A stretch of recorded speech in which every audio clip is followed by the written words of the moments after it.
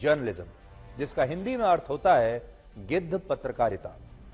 America के एक 22 वर्ष पुराने एनजीओ जिसका नाम है ऑनेस्ट रिपोर्टिंग, उसने अपनी एक इन्वेस्टिगेटिव रिपोर्ट में 7 अक्टूबर को इजराइल में हुए हमास के आतंकवादी हमलों पर एक बहुत बड़ा खुलासा करते हुए कई गंभीर आरोप मीडिया पर लगाए हैं। इस रिपोर्ट में अंतर्राष्ट्रीय मीडिया संस्थान और news agencies Reuters, associated press, the New York times और CNN जैसे संस्थानों से सवाल पूछा गया है कि क्या उन्हें और उनके पत्रकारों को हमास के आतंकवादी हमलों के बारे में पहले से ही जानकारी थी और क्या उनके लिए काम करने वाले पत्रकार हमास के आतंकवादियों के साथ मिले हुए थे।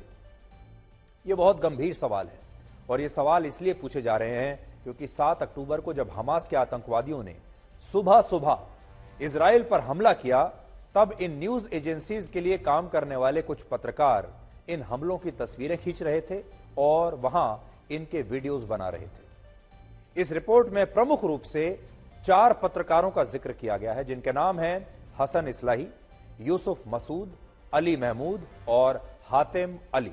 ये 4 लोग हैं, ये 4 नाम है इसमें।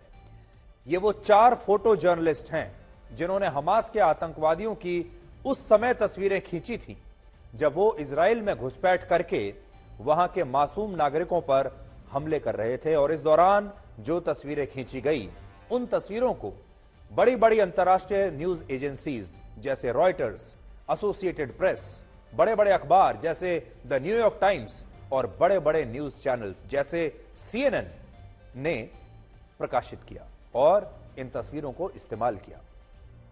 इनमें भी एसोसिएटेड प्रेस यानी AP ने 2 तस्वीरें प्रमुखता से प्रकाशित की, जिनमें एक तस्वीर में गाजा बॉर्डर के पास इजराइल की सेना का टैंक जलता हुआ नजर आ रहा है और दूसरी तस्वीर में गाजा से कुछ लोग बॉर्डर पर लगी फेंसिंग तोड़कर इजराइल में घुसपैठ करते हुए दिख रहे हैं। तस्वीरें आप देखिए, ये वही तस्वीर हैं अब जिन पर सवाल पूछे जा रहे हैं।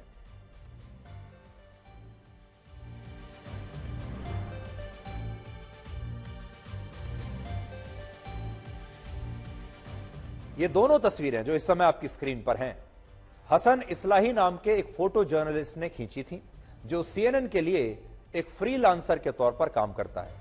लेकिन उस दिन हमले से ठीक पहले यह पत्रकार गाजा बॉर्डर के पास पहुंचे और इस पत्रकार ने इजराइल पर हमास द्वारा किए गए हमलों की तमाम तस्वीरें खींची, जिन्हें एसोसिएटेड प्रेस ने उसी दिन अपनी वेबसाइट पर प्रकाशित भी कर दिया था। यह उसी पत्रकार का वीडियो भी है जो आप देख रहे हैं। अब सवाल यह पूछा जा रहा है कि जिस हमले की जानकारी इजराइल की खुफिया एजेंसी मोसाद को भी नहीं थी, उस हमले के बारे में CNN के इस पत्रकार को कैसे पता चला और वो सुबह सुबह 7 बजे हमले से पहले ही गाजा बॉर्डर पर पहुंच कैसे गया। ये उसी पत्रकार की रिपोर्टिंग आप देख रहे हैं जो उन्होंने की थी उस समय। ये सवाल इसलिए भी उठ रहे हैं क्योंकि CNN के लिए बतौर फ्रीलांसर काम करने वाले इस पत्रकार की एक तस्वीर में यही पत्रकार हमास के आतंकवादी याह्या सिनवर के साथ दिखाई दे रहा है, जो 7 अक्टूबर को इजराइल पर हुए हमास के हमलों का मास्टरमाइंड था। यानी वही फ्रीलांस पत्रकार जो थोड़ी देर पहले रिपोर्टिंग कर रहा था, यहां पर आपको हमास के एक षड्यंत्रकारी के साथ भी नजर आ रहा है। यानी जिस पत्रकार द्वारा खींची गई तस्वीरें CNN और एसोसिएटेड प्रेस ने इस्तेमाल की, वही पत्रकार हमास के मास्टरमाइंड आतंकवादी को जानता था, उसके साथ फोटो खिंचवा रहा है और हमले के दिन जब इजराइल की इतनी बड़ी विश्व प्रसिद्ध इंटेलिजेंस एजेंसी मोसाद को भी कोई खबर नहीं थी, तब यह पत्रकार हमले के समय गाजा बॉर्डर पर पहुंच चुका था, जिसमें यह एक वीडियो में भी जो बात बता रहा है कि हमास के आतंकवादियों ने इजराइल के एक टैंक को आग लगा दी है। वो वीडियो भी मैं आपको अभी दिखाता हूं। हसन इस्लाही नाम के इस पत्रकार ने उस दिन इजराइल में हमास के आतंकवादियों द्वारा जलाए गए घरों की भी तस्वीरें खींची थी, जिससे यह पता चलता है कि उस दिन आतंकवादियों के साथ कुछ पत्रकार भी गाजा से इजराइल में आए थे और यह कानूनी रूप से गलत था, गैर कानूनी था। और सोचिए ये कितनी गंभीर बात है कि बड़ी संख्या में आतंकवादी एक देश पर हमला करते हैं और कुछ पत्रकार उस हमले के दौरान न सिर्फ तस्वीरें खींचते हैं बल्कि जहां जहां आतंकवादी जाते हैं वहां वहां उनके साथ ये पत्रकार भी उनके पीछे पीछे उनके साथ साथ पहुंचते चले जाते हैं।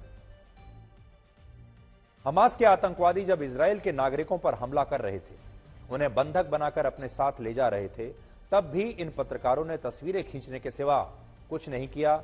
उन मासूम बच्चों को, महिलाओं को, नागरिकों को बचाने की कोई कोशिश नहीं की, ना ही इजराइल की सुरक्षा एजेंसियों को इन्फॉर्म करने की यानी उन्हें इत्तला देने की कोई कोशिश की ताकि ये हमले रुक सके।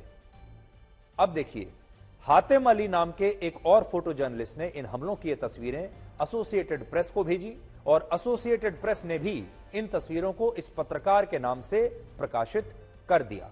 इसी तरह एक और अंतर्राष्ट्रीय न्यूज एजेंसी रॉयटर्स ने गाजा में उसके लिए बतौर फ्रीलांसर काम करने वाले 2 पत्रकारों द्वारा खींची गई तस्वीरों को भी अपनी वेबसाइट पर प्रकाशित किया, जिस पर अब काफी विवाद हो रहा है।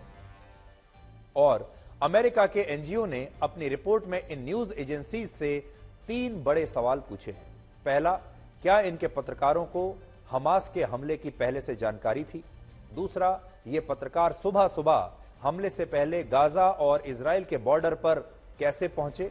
और तीसरा, अगर हमले के दौरान ये पत्रकार सिर्फ तस्वीरें खींच रहे थे तो क्या फिर इन मीडिया संस्थानों की नैतिक जिम्मेदारी पर सवाल नहीं उठने चाहिए? और ये असल में इस खबर से जुड़ा एक बहुत बड़ा सवाल है जो पूरी दुनिया के लोगों को आज सोचना चाहिए। दर्शकों को भी आज इस पर सवाल उठाना चाहिए। उस दिन इन तमाम मीडिया संस्थानों के पत्रकारों के सामने 3 विकल्प थे। पहला, ये इस हमले की सूचना सबसे पहले सुरक्षा एजेंसियों को देते, इजराइल की सेना को देते, लोकल पुलिस को देते ताकि इन हमलों को रोका जा सके। दूसरा विकल्प था, जब इनके सामने इजराइल के मासूम लोगों की हत्या हो रही थी और उन्हें अगवा करके ले जाया जा रहा था, तब ये उन लोगों की मदद कर सकते थे जो इन्होंने नहीं की। और तीसरा विकल्प इनके सामने यह था कि ये पत्रकार सिर्फ अपनी पत्रकारिता करते और हमलों की पहली तस्वीरें खींचकर अपना शानदार काम करते, पुरस्कार जीतने की कोशिश करते आगे चलकर। और इन पत्रकारों ने उस दिन इस तीसरे विकल्प को चुना, जिसकी वजह से अब इन मीडिया संस्थानों को एक गिद्ध के रूप में पेश किया जा रहा है। अमेरिका की जो एजेंसी है ऑनेस्ट रिपोर्टिंग करके ये एनजीओ है जिसने ये सवाल उठाए हैं, और आज ऑनेस्ट रिपोर्टिंग ने जो सारे सवाल उठाए हैं, जो सबूत पेश किए हैं, उन्हीं सबूतों के आधार पर ये तस्वीरें और ये विश्लेषण आज हम आपके सामने कर रहे हैं। इस तरह की जब युद्ध पत्रकारिता होती है तो बहुत सारे पत्रकार कोशिश करते हैं कि वो सबसे पहले पहुंचे, सबसे पहली तस्वीरें दुनिया को दिखाएं, जो कि काफी हद तक सही भी है क्योंकि ये पत्रकारों का धर्म है कि वो हर ऐसे घटनास्थल पर सबसे पहले पहुंचे, सबसे पहले अपने दर्शकों को वहां की तस्वीरें दिखाएं, वहां के वीडियो दिखाएं और वहां क्या हुआ है इसकी पूरी जानकारी वो दुनिया भर तक पहुंचाएं। ये बात बिल्कुल सही है, कोई भी प्रोफेशनल पत्रकार अपना काम अच्छे से ही करना चाहेगा। लेकिन अगर आपके सामने भी ये 3 विकल्प हों और आपके सामने एक विकल्प ये है कि आप किसी मरते हुए को बचा सकते हैं और या फिर सिर्फ तस्वीर निकालकर या वीडियो बनाकर बाद में कोई अंतर्राष्ट्रीय पुरस्कार जीत सकते हैं, अपना नाम रोशन कर सकते हैं, किसी की लाश की तस्वीर खींचकर, किसी को मरते हुए देखकर, अगर आपको लगता है कि आप बहुत बड़ा पुरस्कार जीत सकते हैं तो आज ये उस मानसिकता पर सवाल है। आज दुनिया के बहुत सारे लोग ये कह रहे हैं कि उस दिन हमला करने वाले आतंकवादियों और हमले की रिपोर्टिंग करने वाले पत्रकारों में सिर्फ एक ही अंतर था। आतंकवादी लोगों को मारने के लिए अपनी गन से शूटिंग कर रहे थे और ये पत्रकार मरते हुए लोगों की अपने कैमरे से शूटिंग कर रहे थे। यानी शूटिंग तो दोनों ही कर रहे थे, आतंकवादी भी शूटिंग कर रहे थे और पत्रकार भी शूटिंग कर रहे थे। हालांकि जिन मीडिया संस्थानों पर यह आरोप लगाए गए हैं उन्होंने इस रिपोर्ट को गलत बताया है। अब देखिए, जो अंतर्राष्ट्रीय न्यूज एजेंसीज हैं उनका पक्ष क्या है। सबसे पहले रॉयटर्स का पक्ष सुनिए। रॉयटर्स तक यह खबर पहुंची और रॉयटर्स ने इस पर अपनी प्रतिक्रिया दी है। रॉयटर्स ने इन आरोपों को बेबुनियाद बताया है और कहा है कि उसे इस हमले के बारे में पहले से कोई जानकारी नहीं थी और उसने यह भी स्पष्ट किया है कि जिन पत्रकारों की तस्वीरों को उसने 7 अक्टूबर को प्रकाशित किया उन पत्रकारों से एजेंसी का हमले से पहले कोई संबंध नहीं था। इन पत्रकारों ने हमले वाले दिन ही एक फ्रीलांस के तौर पर यह तस्वीरें इस न्यूज एजेंसी को भेजी या ऑफर की और कहा कि हमने ये तस्वीरें खींची हैं, अगर आप चाहें तो हमसे ले सकते हैं। और रॉयटर्स का खुद का कोई भी पत्रकार उस दिन ग्राउंड जीरो पर मौजूद नहीं था। यह रॉयटर्स का पक्ष है। इसी तरह एक और बड़ी अंतर्राष्ट्रीय एजेंसी एसोसिएटेड प्रेस यानी एपी ने भी इन आरोपों को गलत बताया है और द न्यूयॉर्क टाइम्स ने भी अब तक इन आरोपों पर कोई प्रतिक्रिया नहीं दी है। जबकि मीडिया रिपोर्ट्स में सीएनएन को लेकर यह दावा किया गया है कि उसने हसन इस्लाही नाम के पत्रकार के साथ अपनी सेवाओं को समाप्त कर दिया है। यानी सीएनएन ने इस पत्रकार से अब अपने रिश्ते तोड़ लिए हैं।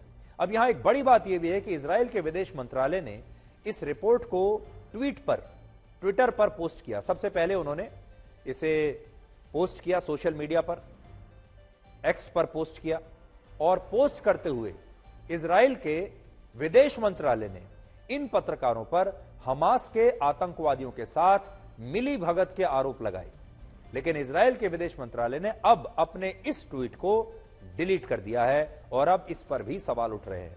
सबसे पहले हमारी भी जब नजर गई तो कैसे इस खबर पर गई। इजराइल का विदेश मंत्रालय औपचारिक रूप से एक पोस्ट करता है और पोस्ट क्या करता है सोशल मीडिया पर, ऑनेस्ट रिपोर्टिंग नाम की एनजीओ की यह रिपोर्ट इजराइल का विदेश मंत्रालय पोस्ट करता है और फिर यह आरोप लगाता है। मैं आपको और बड़ी स्क्रीन पर दिखाता हूं, देखिए आप अच्छे से देख पाएंगे। बड़ी स्क्रीन पर देखिए इजराइल फॉरेन मिनिस्ट्री क्या कहती है।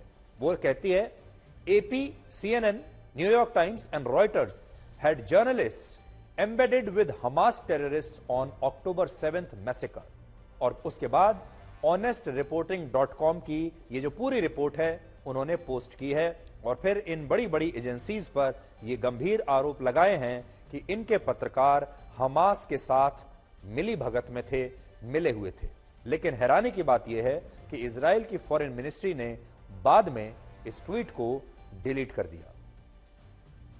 हालांकि अगर इन आरोपों को छोड़ भी दे तब भी यह सवाल आज उठता है कि क्या उस दिन इन पत्रकारों ने जो कुछ भी किया क्या वो गिद्ध पत्रकारिता नहीं थी। गिद्ध पत्रकारिता वो होती है जिसमें कुछ पत्रकार भी गिद्धों की तरह सिर्फ अपने शिकार की तलाश में रहते हैं और इस मामले में अगर आप देखेंगे तो कुछ पत्रकारों ने यही किया और इस गिद्ध पत्रकारिता को आप इस तस्वीर से भी समझ सकते हैं। ये बहुत पुरानी तस्वीर है जो अक्सर पूरी दुनिया भर में इसे कोट किया जाता है, इसे दिखाया जाता है, इस्तेमाल होती है ये तस्वीर वर्ष 1993 में सूडान में खींची गई थी, जब सूडान में भयंकर सूखा पड़ा हुआ था और सूडान में खाने पीने की कमी हो गई थी। और इस तस्वीर में एक बच्ची भूख से मरती हुई नजर आ रही है क्योंकि सूडान में उस समय भूखमरी थी और यह बच्ची भूखमरी की शिकार है, ज्यादा दिन जिंदा नहीं रहेगी और उससे थोड़ी दूर एक गिद्ध बैठा हुआ है जो इस बच्ची को देख रहा है और यह गिद्ध असल में इस बच्ची को खाना चाहता है। यह गिद्ध इंतजार कर रहा है कि यह बच्ची मरे और मैं इसे खा जाऊं। यह तस्वीर दक्षिण अफ्रीका के एक फोटो जर्नलिस्ट केविन कार्टर ने खींची थी और इस तस्वीर के लिए केविन कार्टर को वर्ष 1994 में मशहूर पुलित्जर प्राइज से सम्मानित किया गया था। पुलित्जर प्राइज एक बहुत बड़ा पुरस्कार होता है जो फोटो जर्नलिस्ट को मिलता है, पत्रकारों को मिलता है और इस पत्रकार ने तस्वीर खींची और उन्हें यह अंतर्राष्ट्रीय पुरस्कार मिला।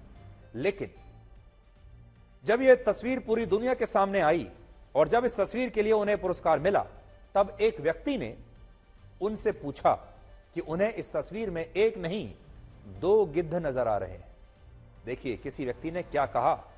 उस व्यक्ति ने कहा कि इस तस्वीर में उसे 2 गिद्ध नजर आ रहे हैं जिसमें एक गिद्ध के पास चोंच है और दूसरे गिद्ध के पास कैमरा है और दोनों ही गिद्ध इस बच्ची के मरने का इंतजार कर रहे हैं। बड़ा सवाल लोगों ने यह पूछा कि जिस फोटो जर्नलिस्ट ने इस तस्वीर को खींचा उसे क्या करना चाहिए था। यह तस्वीर खींचनी चाहिए थी या फिर इस बच्ची को गिद्ध से बचाना चाहिए था। उसका इंसानियत के तौर पर पहला धर्म क्या है, यह बड़ा सवाल था। क्या उस फोटो जर्नलिस्ट को पहले बच्ची को नहीं बचाना चाहिए था? लेकिन अगर वो बच्ची को बचाता तो ये फोटो नहीं खींच पाता और फोटो नहीं खींच पाता तो इतना बड़ा पुरस्कार कैसे मिलता। इसलिए लोगों ने कहा कि इसमें एक नहीं बल्कि 2 गिद्ध हैं। एक है फोटो जर्नलिस्ट और दूसरा है सामने जो बैठा हुआ गिद्ध है, और ये दोनों ही इस बच्ची को खाना चाहते हैं। इस बात ने इस फोटो जर्नलिस्ट को इतना परेशान किया कि वो डिप्रेशन में चला गया, और फिर अगले ही साल 1994 में इस तस्वीर के लिए सम्मानित होने के सिर्फ 3 महीने बाद इस फोटो जर्नलिस्ट ने आत्मग्लानि में आत्महत्या कर ली। और गिद्ध पत्रकारिता का सवाल अब इस मामले में भी उठ रहा है। हमारा काम था कि हम आपके सामने रिपोर्ट करें, आपको बताएं कि इजराइल को लेकर अब लगभग 1 महीने का ये युद्ध हो चुका है। अब धीरे धीरे लोगों का ध्यान बाकी चीजों पर जा रहा है। 7 अक्टूबर को जो कुछ हुआ, अब उस हमले का विश्लेषण हो रहा है।